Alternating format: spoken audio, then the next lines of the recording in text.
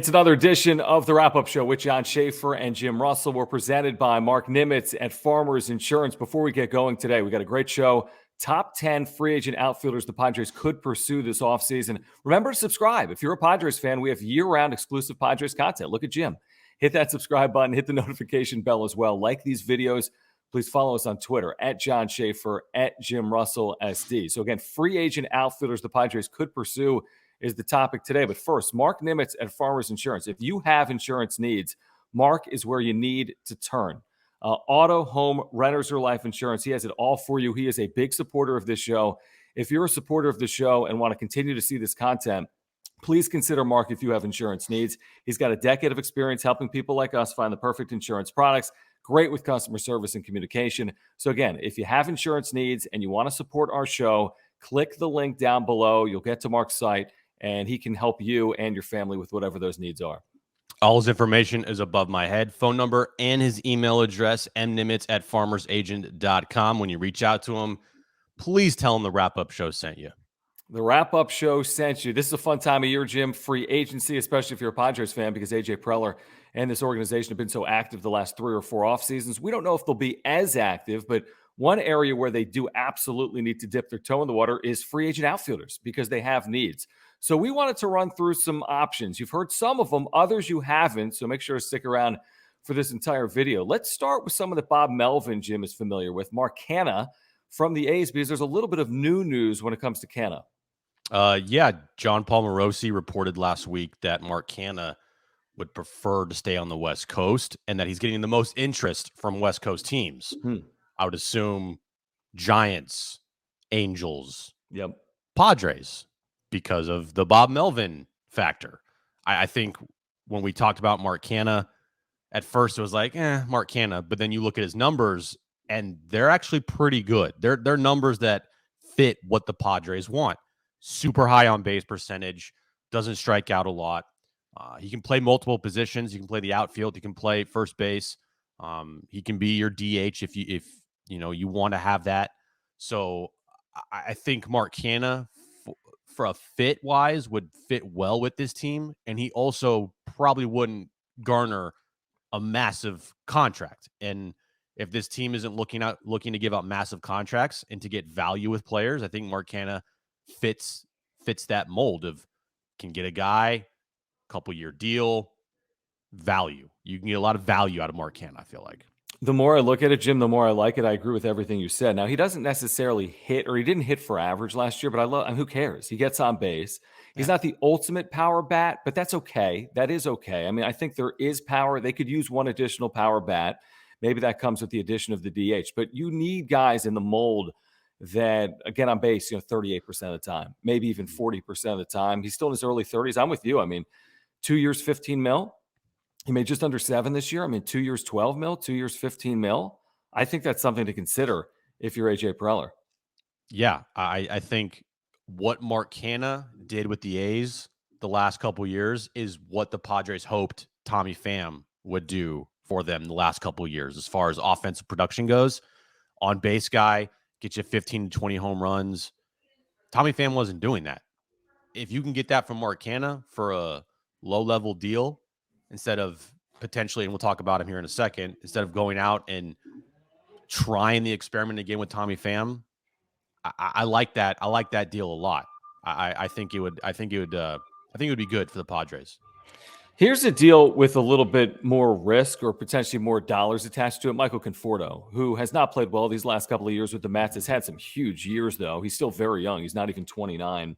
He made $12.5 million this past year with the Mets. His agent is Scott Boras. We know about Boras's maybe icy relationship right now with the Padres. I mean, maybe that's more speculation than it is in actuality. But Michael Conforto, heading into age 29 season, is going to get paid, Jim. Now, there's reasons he should get paid. He's put together some very good years. He's over a 15-WAR player with the New York Mets in his career. I don't know what it would take. I would think it might be a little bit outside the realm of possibility for the Padres, but what do you think about the possibility of a Michael Conforto? Well, he is a left-handed power bat that this team needs. I like the idea of Michael Conforto. I don't know if I like Michael Conforto for whatever he would be asking, especially because if his agents got Boris. And you heard his whole soliloquy or whatever we want to call it. Yeah. The GM meetings. He views this guy as like the greatest baseball player on the planet. Right. So I don't No, you're know right. what type of deal Michael Conforto would ask for or want to get. It just might feel like it might be something the Padres might not pursue. Now the player, I like the player, but he's had a couple down years, and again, we're going off guys that are coming off of injuries. Do you want to take those type of risks again, or do you want to go the proven route? I rather go the proven route with players than try to go after players on the cheap, so to say, because they're coming off of injuries. There's too many maybes and too many ifs with this team already. Why add another?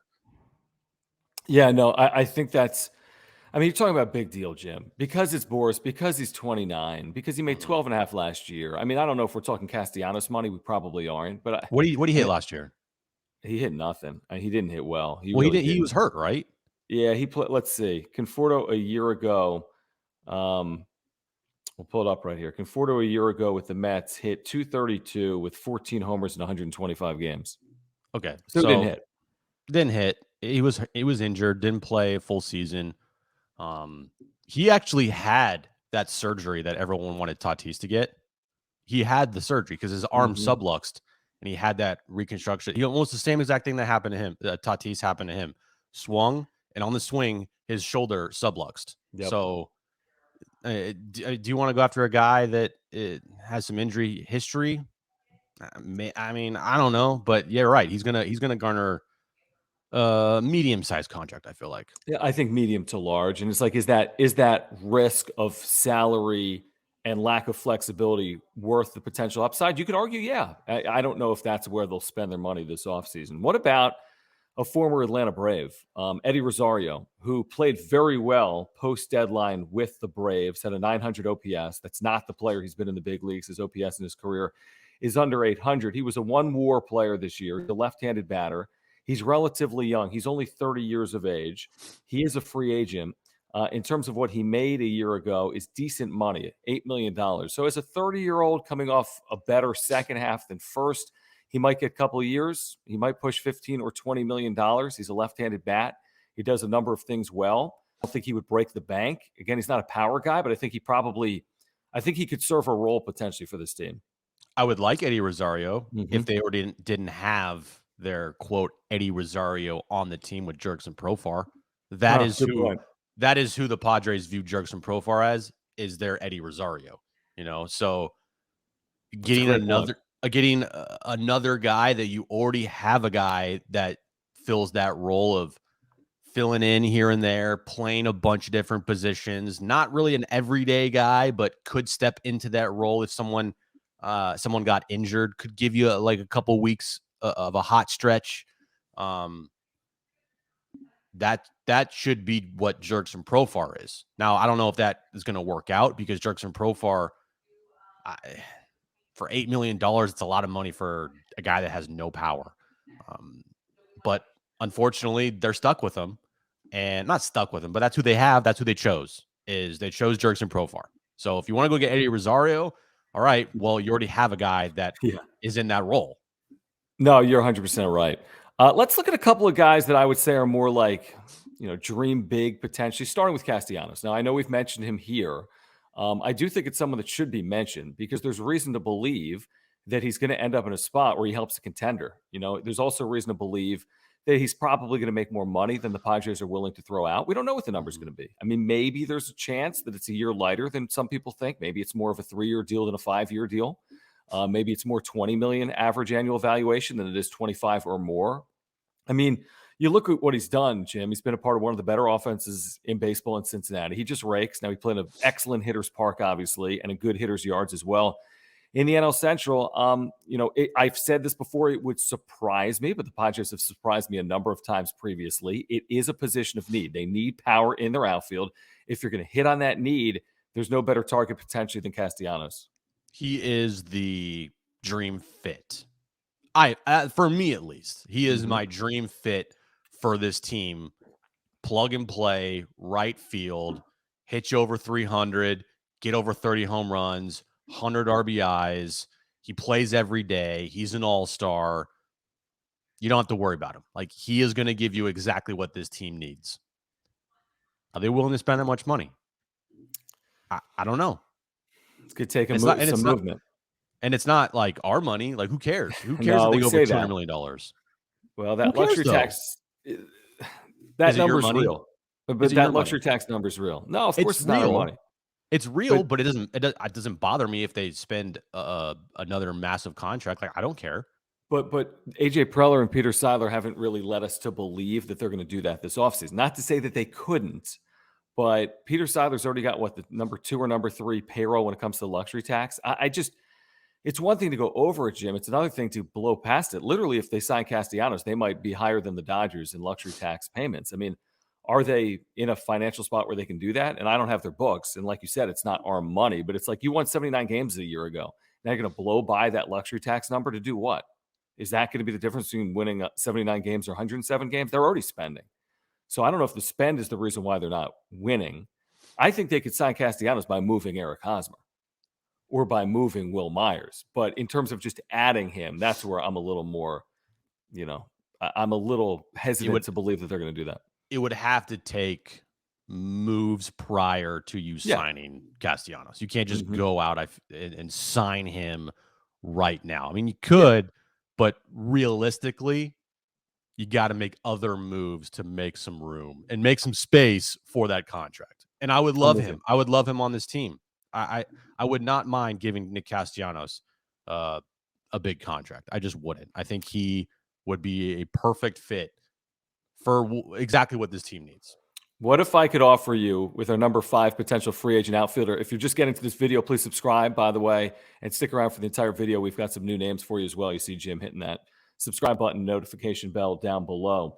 What if I could get you Nick Castellanos at half the price? Would you sign up? Well, yeah.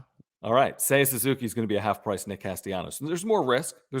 But his offensive numbers, his pure power coming over from Japan is just as significant. An 1,100 OPS guy in the prime of his career. No guarantee. Right. With the change that you're going to get the exact same. But I know this. He's not getting 125 million. I know he's getting more than Jerks and Profar and Ha-Seong Kim got, but he's going to sit somewhere between. And I know there's a 25% posting fee and the numbers change. There's a little bit of a tax on there. But if you could get Seiya at 15 a year for 4 years, that's $60 million plus put on a 25% tax, so to speak. So 70 mil for 4 years, 16 a year. Would that be better for your appetite? 60 to 70 for Seiya Suzuki as opposed to 100 to 125 for Nick Castellanos. What would you prefer? It sounds good in theory, but the more I think about it and the more I look at Seiya Suzuki, I look at the history of bringing players over from Japan. There's like a very small group that have succeeded and that have really blossomed into superstars, right? Is Seiya Suzuki in that category? I honestly have not heard much about him until free agency. We heard a lot about Shohei, Hideki Matsui, Ichiro. No question. We heard a lot about those guys before they were even posted. I don't see much talk about Seiya Suzuki. I'm not saying he's going to be a bad player. I'm not. I'm just a little hesitant on giving that much money to a guy, one, that is unproven in the big leagues, and 2, a guy that doesn't feel like has a lot of buzz around him. Maybe he does. I'm just not seeing it. But again, I'm not like seeing anything like major about Seiya Suzuki other than he's a really worried good player. About that. I mean, he's going to fall out of bed. Let's see. The last 2 years, he's hit 30 plus home runs basically since 2017. I know it's Japan, second best league in the world. It's not the big leagues. He'll fall out of bed for me. And he's a 309 career hitter. In the big leagues, he's hitting 280 with 25, and he's driving in 90. I mean, All right. I'm telling you, he's doing it. He's hitting 280. He's getting on base 36% of the time. He's driving in 90, right? They play a You shorter season. guarantee that? I would do that then. And again, that might be a decent amount to pay for that. 280, 25, 90, 380 on base, I'm making an 875 OPS guy, but that's what they need, Jim. Mm-hmm. So if that's the need, now can you get that need for less with some of these options we've talked about? I don't know. Canha's not that power hitter. Rosario's not that player. We'll talk about some of these other guys. Castellanos is that player, but you're going to pay more. So I just think it's someone worth doing serious research on. Here's the other thing. He's 27. His whole 2022 will be age 27 season. You signed him to a 4-year deal. It's the entirety of his prime. And maybe he's going to cost more than that, but it just seems like, it's someone at least worth doing your due diligence on. Mm-hmm. I agree. You want to get to another? Yes. All right, number 6, Kyle Schwarber, who's coming off a really good bounce back year. 3-WAR player a year ago. I don't know what the price tag would be for a left-handed batter who plays obviously some left field, can DH for you as well, as a guy that at times in his career just hits. They need that professional hitter. Kyle Schwarber, what would it take to get Schwarber? How many years? How many dollars potentially? I would like Kyle Schwarber. I would not love Kyle Schwarber. The more you talk about other potential candidates, the more I look at Kyle Schwarber as kind of risky if you're going to spend a lot of money on him. This past year, 1 year, $10 million, that was a great investment. Like, he well outperformed that contract. It looked great. You give him a 4-year deal for like $60 million. Right. How good does it look then? Can he give you the production that he did this year for 3 out of 4 years, even 2 out of the 4 years? I mean, he was injured this year, and he was injured in Chicago before he signed the 1-year deal. So he's had a little bit of injury past the last couple years. He hasn't stayed healthy, but he can hit. I agree. Like, when he hits and he mashes, and he can give you a lot of pop. Left-handed power bat. That's what this team needs. Yeah, we've talked a lot about left-handed power bats. Another name that, again, these are in no particular order, by the way. We're just giving you 10 names. They're in no particular order. I guarantee you the Padres will be in on some of the names we're talking about today. So we appreciate you hanging out. Again, if you're new here, like these videos and subscribe to the content as well. Starling Marte is going to cost a lot of money. He's coming off a huge year. He's a right-handed bat. He's not young. He's 33. I don't know the length of the deal. I think you're talking 3 years. I know you're talking multiple years, absolutely, and it could be more than 3 years. I think he's someone in the 20 to 25 million per year as well. So if it was between like Castellanos, who's younger, or Marte, who's older, maybe you can get a shorter deal out of a Marte. But I do know he's going to get paid, Jim, and he's coming off just an outstanding year.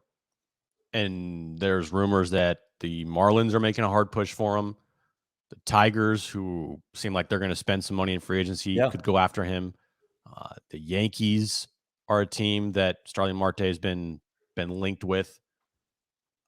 33-year-old. He had a great year last year. I like him. I like him a lot. But does he fit this team? That, like, you plug and play right away. Put him in left field, okay. Well, put him in center field, okay.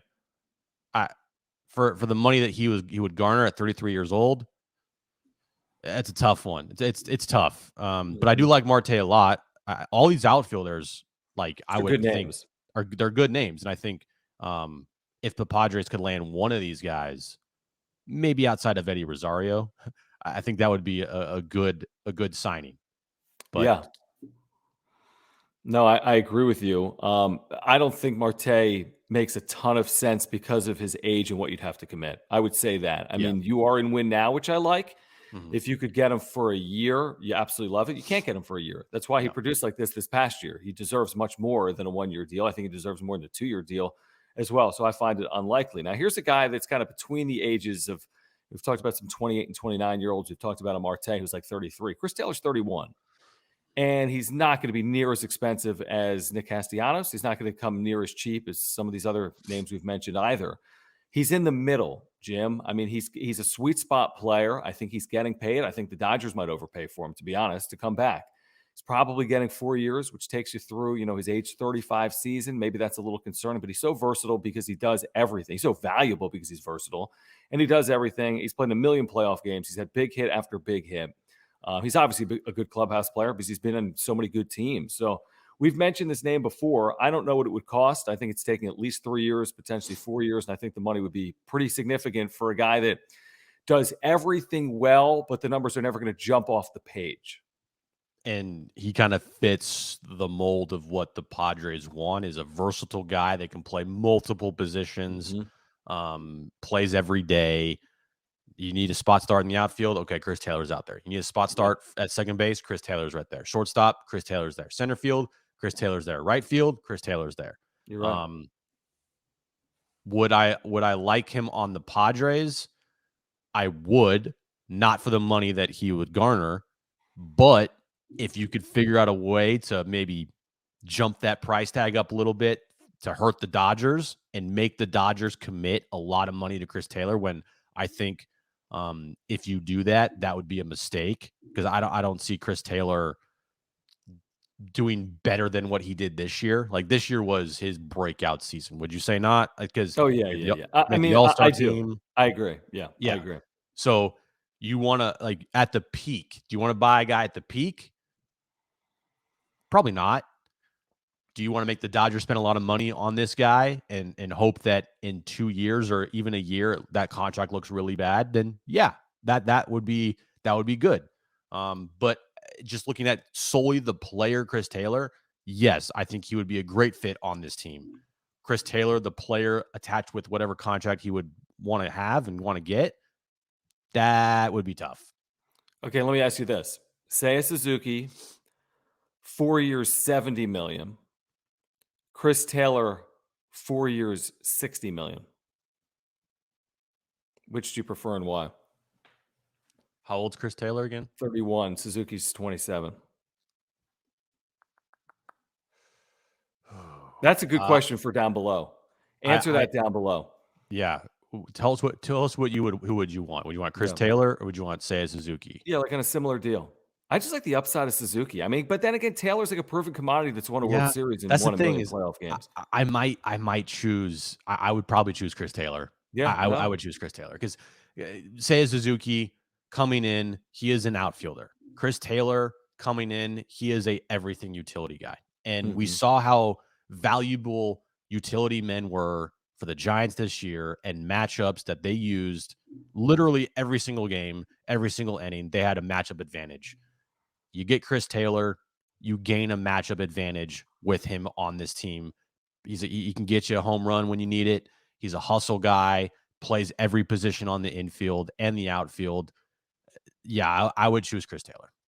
All right, final two are going to be flyer guys, Jim. That's what I refer to these last two names as. I'll start with Joc Pederson, who I would give a 1 year flyer to potentially. I want to say, he was coming off a year in which he got paid like $5 million. Now there was this mutual option, which he's not going to get with the Cubs. That was $10 million. So he's probably getting between like 5 and 10.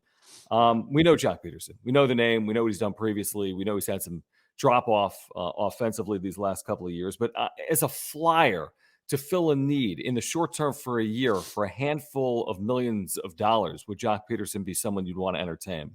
Yes. Yes, it would. Yeah. If you're telling me that you get him for, like you said, a flyer deal, 1 year, $6 million, 1 year, $6 million. Yes, you get him. You can platoon him with Will in the outfield. You can use him, that left-handed power bat. Right. You can use him for matchup advantages off the bench. You put him in a platoon with Will, then you put Will on the bench. You have your right-handed power bat, so to say, late in the game against lefties. You know, if Joc's up there and they bring in a lefty, well, boom, you have a matchup advantage because now you can pitch hit him for Will Myers, and you don't have to worry about a defensive drop, because I feel like they're both kind of in the same area defensively in the outfield. But Joc Pederson on a flyer deal, yeah, absolutely. And plus, by the way, I mean, this might not be anything, but he's been on the last two World Series teams. It's something. It's a little something. Maybe he has some good juju. Maybe he has a little good luck. Yeah, imagine that 3 World Series with 3 different teams. I mean, again, we're getting That'd ahead be of ourselves. We don't know where he Yeah. lands, but can you? I mean, that's I don't know if that might be unprecedented. 3 different teams to win the Right. World Series in 3 consecutive years. Here's a final name for you. You'll be familiar with it, and it's a polarizing name. There are people that love him. There's people that hate him. Tommy Pham, who is a flyer. It's a complete flyer. You can get him on the cheap. It would be a 1-year deal. He has to take a 1-year deal if he wants to reestablish the possibility of him ever making a big deal in free agency. I don't think he'll ever get it. His age 34 season is next year, which means he'd be heading into free agency at age 35 season after 2022. As bad as it was, Jim, it wasn't awful. I mean, it was a 1.4 WAR year. There were ups and downs. He has not hit in a Padres uniform. He does have an ability to get on base. His on base percentage 111 points higher than his batting average. I don't need him. I do understand it if it comes cheap. I know AJ Preller likes him. I get it on 1 year, $5 million or something like that. I don't get it beyond that. Last resort. Like, Mm-hmm. if you can't get any of the names we just talked about, you have a fallback plan. I feel like he's the fallback plan. He's the guy that if you can't upgrade better than Tommy Pham, and I feel like all of the names that we mentioned are all upgrades for Tommy Pham. Would you agree?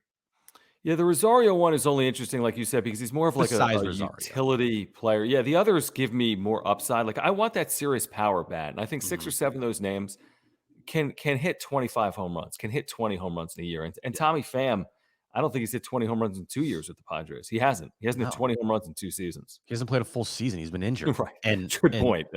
there's been controversies, fighting with the fans, and it's just Tommy Pham for me is AJ Preller's fallback plan to whatever happens. If he can't get one of the outfielders we mentioned to fill that left field spot, power bat guy, then you have Tommy Pham in your rear view. You have him there waiting for a 1-year deal. He's already said that he would be willing to take a 1-year deal. It's not going to cost you a lot. He said he's willing to return to the Padres. Would I want him back? No. But if he's the last resort, is a 1-year deal really going to hurt this team? No, it won't. Especially it would be at such a small dollar figure that if it literally didn't work out, you could cut ties in season. You could move him. Yeah. I wouldn't be worried about it. That's their least concern, to commit $4 or $5 or $6 million in a year to a free agent. Right. They're going to be capable of doing that. Anything beyond that would be a little bit of concern for me. Who are we missing? Drop your names down below because we can do more videos for you. If we're missing any big names that you think are realistic for the Padres in terms of outfielders in free agency. And Jim, what do you say? Should we make this just free agency week and get into all types of positions for the Padres that they could address this offseason? Make it free agency week on the wrap-up show? Yeah, the hot stove, as they say, is heating up. Heating up. So we're going to make this free agency week, which means if you want the latest, you need to subscribe. Hit that subscribe button and the notification bell. If you like this video, thumbs up. Give us a thumbs up, Jim. Smash the like button. Smash the like button. Follow us on Twitter at John Schaefer, at Jim Russell SD. Until next time, you've been watching The Wrap-Up Show, presented by Mark Nimitz at Farmers Insurance.